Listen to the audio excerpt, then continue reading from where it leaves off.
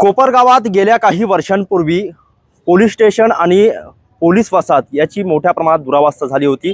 कोपरगाव शहर पोलीस स्टेशनची नवीन इमारत माजी आमदार स्नेहलता कोल्हे यांच्या कार्यकाळात मंजूर होऊन ती इमारत या ठिकाणी उभी राहिली आणि त्यानंतरच्या काळात ग्रामीण पोलीस स्टेशनची दुरावस्था झाली आणि ग्रामीण पोलीस स्टेशनची इमारत विद्यमान आमदार आशुतोष काळे यांच्या कार्यकाळामध्ये ही मंजूर झाली। आमदार काळेंच्या पाठपुराव्यातून ही जी इमारत आपल्याला दिसून येत आहे। कोपरगाव तालुका पोलीस स्टेशन आणि पोलीस वसाहतीची जी इमारती आहे ती इमारती मंजूर झालेल्या आहे आणि या इमारती गेल्या अनेक दिवसांपासून बनवून तयार झालेल्या आहेत।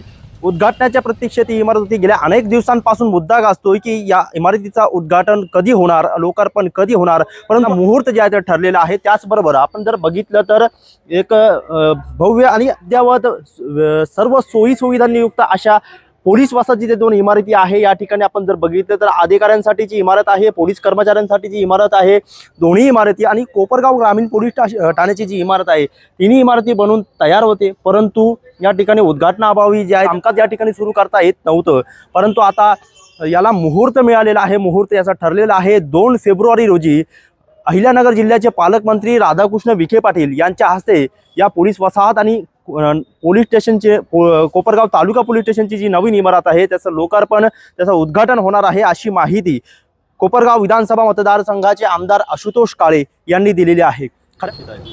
पोलीस स्टेशन आणि पोलीस वसाहत याचं उद्घाटन विखे साहेबांना मी विनंती केली काल। त्यांनी तारीख दिलेली 2 तारखेला त्याचं उद्घाटन होणार आहे। नगरपालिकेची इमारत जी आहे त्याला अजूनही काही निधीची गरज आहे। ती काहीतरी फायर फायटिंग सिस्टम आणि अजून काही गोष्टी त्याच्यातल्या आहे ज्याच्यामुळं त्याला कंप्लिशन मिळू शकत नाही। त्यामुळे त्याला जो काही निधी उपलब्ध करण्याची गरज आहे ते मी राज्य शासनाच्या माध्यमातून करणार आहे। ते झालं का मग त्याचं आपण उद्घाटन करू। 2 फेब्रुवारीला पोलीस स्टेशन आणि वसाहतीचं आहे। कोण येणार आहे? हां, विखे साहेब त्यांच्या हस्ते होणार आहे, पालकमंत्री महोदय। खऱ्या अर्थानं आपण जर बघितलं तर गेल्या अनेक दिवसांपासूनचा हा चर्चेचा मुद्दा आहे।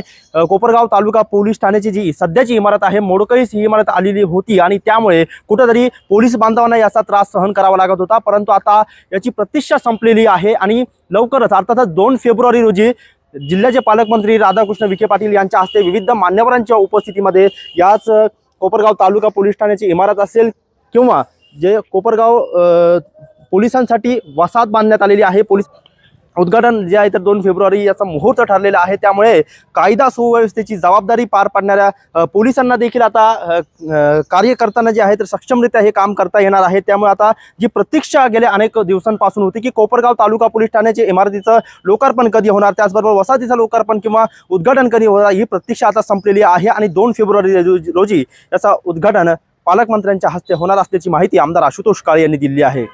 मोबिन खान, माय न्यूज, कोपरगाव।